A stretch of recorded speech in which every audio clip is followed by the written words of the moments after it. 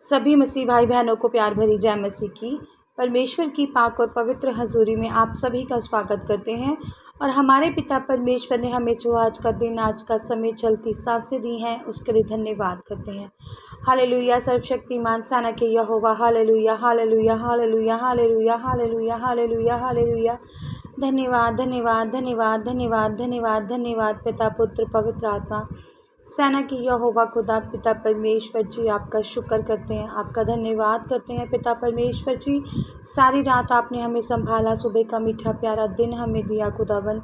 हमारे घर परिवारों में हमें बनाकर रखा, हमें किसी भी भली वस्तु की कमी नहीं होने दी, हमें भरपूर करके रजाया पिता परमेश्वर मेरे यहोवा पिता। हमारी रसोइयों में बरकतें दी पिता परमेश्वर जी, हमारे रास्तों में आने जाने में हमारी सहायता मदद की, हमारे काम धंधों से हमें ब्लेस किया मेरे खुदावन।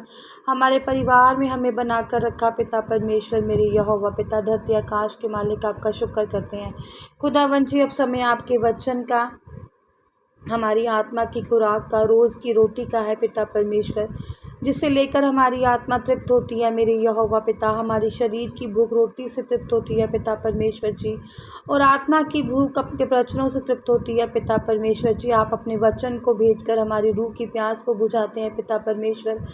आपके वचन हमारे राहों की ज्योति, हमारे जीने का आधार है, हमारे शुद्ध रहने का आधार है पिता जी। आपके वचन ही सत्य, मार्ग और जीवन है पिता परमेश्वर जी। सचमुच आपके वचन मुश्किलों की घड़ी में हमारी सहायता मदद करते हैं। आपके वचनों के द्वारा ही हम चलाए बचाए और नई जिंदगियों को पा जाते हैं पिता परमेश्वर। आपके वचन हमारी जिंदगियों में कार्य करें और 1000 गुना फलों को लाएं, प्रार्थना जिंदे नाम में मांगते हैं, आमीन आमीन और आमीन। आज मैं आपके लेकर आई हूँ मरकुस 6 की 33 से 38 नंबर आयत तक, जिसका टॉपिक है 5000 पुरुषों को खिलाना। मतलब बरकत देना, प्रभु का हमें बरकत देना, हमें खिलाना, हमें जानना और हमारे तृप्त करना हमारी चीज़ों को, और कैसे परमेश्वर ने प्रार्थना कर कर आसमान की और प्रार्थना की और थोड़ी सी ही चीज़ में परमेश्वर ने बरकत डाली। जानते हैं, लिखा है हालेलुया। बहुतों ने उन्हें जाते देखकर पहचान लिया और सब नगरों से इकट्ठे होकर वहां पैदल दौड़े और उनसे पहले जा पहुँचे। उसने उतर कर बड़ी भीड़ देखी और उन पर तरस खाया, क्योंकि वह उन भेड़ों के समान थे जिनका कोई रखवाला ना हो, और वह उन्हें बहुत सी बातें सिखाने लगा। हालेलुया। अब जब परमेश्वर, मैंने कल बताया था कि परमेश्वर जब एकांत में चले गए, वहाँ पर जब उन्होंने देखा, तो जब उन्होंने उसे जाते हुए देखा तो पहचान लिया कि वो यीशु मसीह है। वो कहीं पर जा रहे थे, जैसे मान लो कोई खुदा का प्रेरित हो, बड़ा दास, अगर वो कहीं पर दिख जाए तो कैसे तादाद में भीड़ लग जाती है और शिफा छुटकारा पाने के लिए पहुंच जाते हैं, और वो भीड़ दास के ऊपर गिर रही होती है कि किसी तरह से वो हमारे सिर पर हाथ रख दे तो हम छुटकारा पा जाएं। अब इसे कई लोग तो विश्वास कहते हैं और कई लोग अंधविश्वास भी कहते हैं।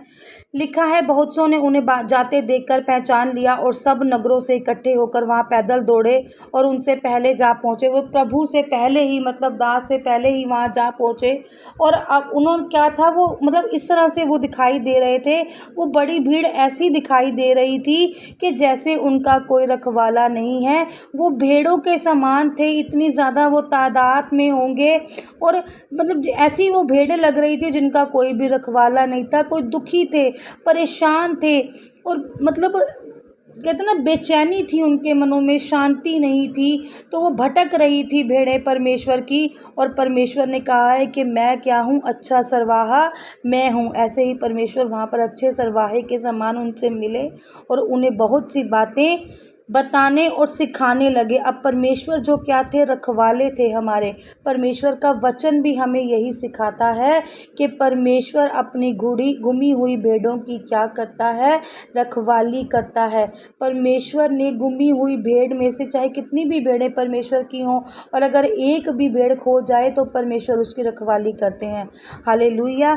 इसी तरह से जो प्रभु यीशु मसीह थे, जब वो बड़ी भीड़ उनके पास गई तो बड़ी भीड़ को जब प्रभु ने देखा तो उन पर तरस खाया, क्योंकि वो भेड़ उन्हें ऐसी लग रही थी, वो इंसान उन्हें ऐसे लग रहे थे जिनका कोई भी चरवाहा नहीं था, जिनके मन शायद अशांति से भरे होंगे या कोई दुख तकलीफ में होगा, कोई बीमार होगा, कोई रोगी होगा।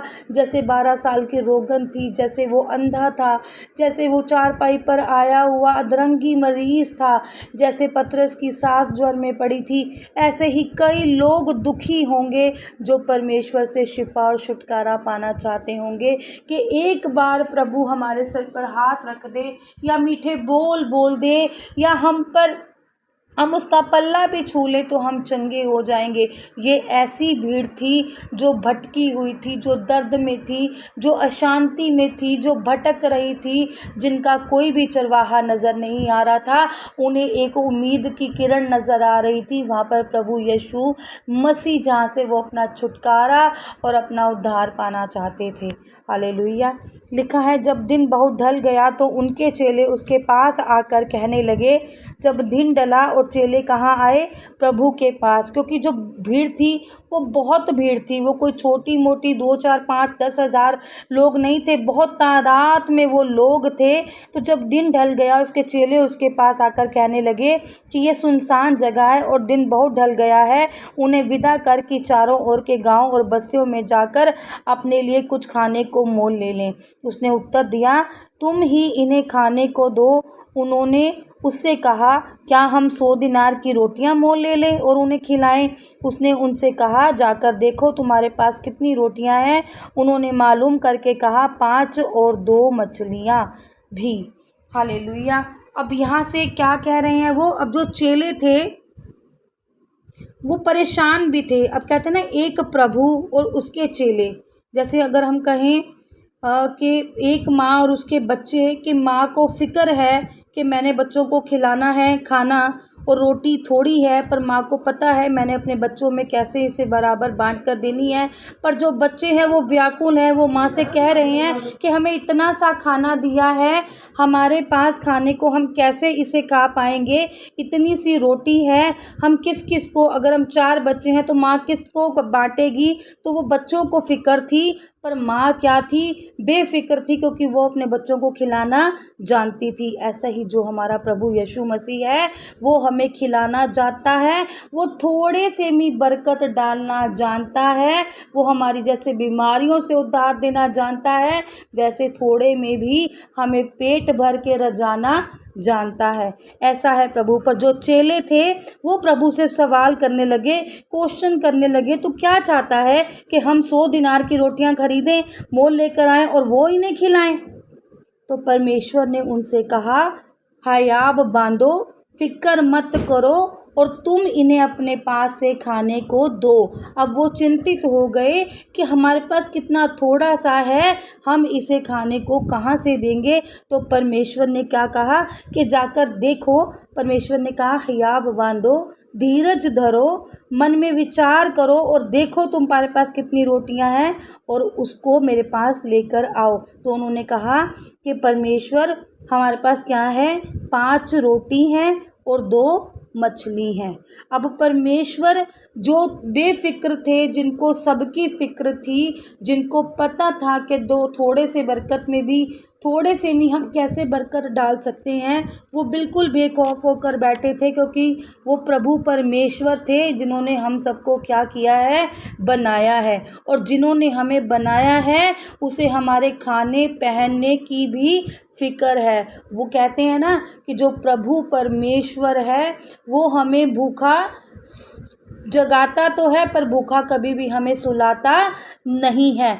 कहीं भी आप देख लो, कभी भी जब सारा दिन हम मेहनत करें या कहीं घूमें फिरें तो रात को ज़रूर हम रोटी खाकर सोते हैं, और पक्षी भी अपनी कहीं ना कहीं से परमेश्वर उनका इंतज़ाम कर कर देता है। जो भटकते पक्षी हैं उनके लिए भी परमेश्वर सब इंतज़ाम करता है, और जो पालतू हैं उनके भी रखवाले होते हैं। और हम तो क्या है? परमेश्वर की पैदा की हुई संतान।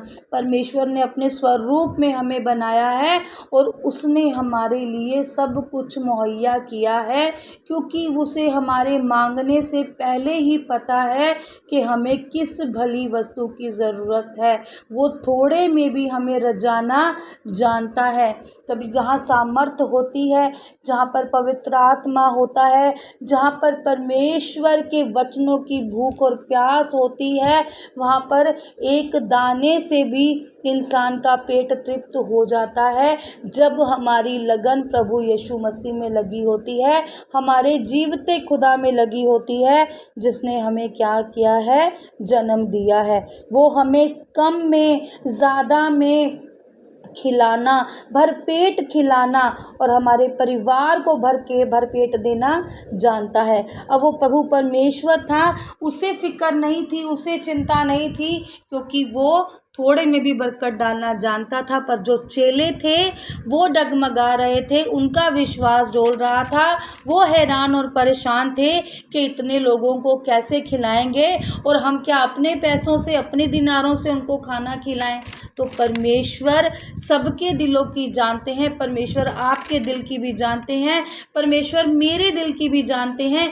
कभी कभी देखा है ना, जब हम घर में कोई बंदगी कराते हैं या कुछ भी कोई पाठ कराते हैं या कुछ भी, तो कई बार क्या होता है, या शादी ब्याह भी हम रखते हैं, तो कई बार ऐसे भी लोग आ जाते हैं कि रोटियां कम पड़ने लगती हैं या लगता है कि भी बरकत नहीं है, कम हो जाएगा। तो जब हम प्रार्थना करके परमेश्वर से थोड़े में भी बरकत मांगते हैं तो परमेश्वर उसको ज़्यादा कर जाता है। ऐसा कितनी बार मैंने देखा है, कितनी बार मेरे साथ भी हुआ है और शायद आपके साथ भी हुआ होगा। एक गवाही है मेरी, मैं शेयर करती हूँ आपके साथ कि जब अच्छा हमने बंदगी रखाई थी तो हलवा बनाया था और थोड़ी सी कलीसिया थी, पर बढ़ते बढ़ते बढ़ते बढ़ते कलीसिया क्या हो गई, बढ़ गई। लोग बढ़ते चले गए। बंदगी सुनने में कई बार किसी को आनंदित देती है तो पड़ोसी इकट्ठे हो जाते हैं, कई ऐसे भी आ जाते हैं और कईयों को बुलाया होता है वो भी आ जाते हैं, कोई साथ में अपने 2-4 और भी लेकर आ जाते हैं। तो मैंने उस तादाद में नहीं बनाया था, पर जब मैं हैरान हुई, मैं भी थोड़ी सी चिंतित हुई थी, इंसान हूँ, थोड़ी सी फिक्र हो ही जाती है। पर जब परमेश्वर का वचन हम याद करते हैं, परमेश्वर ने कहा है कि अपनी चिंताएं मुझे दे दे और मुझे क्या है, तेरी चिंता का फिक्र है, ध्यान है। मैंने भी ऐसे ही प्रार्थना की कि परमेश्वर तू मुहैया कराने वाला है, तू सब कुछ जानता है पिता परमेश्वर। मेरा जो विश्वास है वो तेरे वचन पर है खुदा। अब इस थोड़े से में बरकत कैसे डालनी है पिता परमेश्वर जी, वो आप जानते हैं। और जैसे आपने 5 रोटियों और 2 मछलियों में बरकत डाली, आज आप वैसे ही इस हलवे में भी बरकत डालें और जितने भी लोग यहाँ आए हैं वो तृप्त होकर जाएं पिता परमेश्वर। और सचमुच खुदा का ऐसा कर्म हुआ कि उस थोड़े से में भी परमेश्वर ने इतनी बरकत डाली कि वो खाया भी गया और बचाया भी गया। हालेलुया। इसी तरह से पर हमें किसी भी चीज़ की चिंता करने की ज़रूरत नहीं है। अगर आपको परमेश्वर का वचन याद है, मैं बार बार कहती हूँ कि जब भी आपके ऊपर चिंता आ जाती है या कोई मुश्किल की घड़ी आ जाती है, जब आपको वचन याद होता है, आप सिर्फ उस वचन को बोला कीजिए और आपके सब मनोरथ पूर्ण होते चले जाएंगे प्रभु यीशु मसीह के नाम में। आमेन। हालेलुया। प्रार्थना करते हैं सर्वशक्तिमान सेना के यहोवा खुदा, आपका शुक्र धन्यवाद करते हैं पिता परमेश्वर जी। खुदावन जी, आज आपके वचन ने हमें सिखाया पिता परमेश्वर जी कि पिता परमेश्वर जब हम पर कोई मुश्किल की घड़ी आती है पिता परमेश्वर जी, तो कैसे आपके वचन हमारा सहारा बनते हैं पिता परमेश्वर जी। और जब हम पिता परमेश्वर जी घबरा जाते हैं पिता परमेश्वर जी, तो आपके वचन हमें ताकत देते हैं पिता परमेश्वर जी। आप थोड़े में भी बरकत देना जानते हैं खुदावन पिता परमेश्वर। आज जिनकी भी रसोइयों में पिता परमेश्वर जी थोड़ा है खुदावन जी, वो आज ज़्यादा हो जाए पिता परमेश्वर जी। जब इस वचन को पिता परमेश्वर जी, इस प्रार्थना को मेरे खुदावन जी कोई मन लगाकर सुने और समझे मेरे खुदावन पिता परमेश्वर, तो ये वचन इनकी ज़िंदगियों में कार्य करे और इनकी रसोइयों में बरकत आ जाए पिता परमेश्वर जी। इनकी कुप्पियों में तेल भर जाए मेरे यहोवा पिता, मेरे पिता परमेश्वर जी। इनकी ड्रमियों में आटा ख़त्म ना हो पिता परमेश्वर जी। जैसे खुदावन जी एक गरीब विधवा थी मेरे यहोवा पिता। और जब एक दास को परमेश्वर ने उसके पास भेजा था कि उस औरत के घर में जाओ और वहाँ पर कुछ खाने को मांगो, तो उसके पास कुछ ना होने पर भी खुदावंद जी उसने आधी रोटी दी थी। तो सारे अकाल के दिन थे पिता परमेश्वर जी, और अकाल के दिनों तक भी उसके घर से पिता परमेश्वर जी आटा और तेल ख़त्म नहीं हुआ था। आज ऐसे ही सबकी रसोइयों में आटे और तेल की बरकतें बनी रहें यीशु मसीह के नाम में। आमीन, आमीन और आमीन।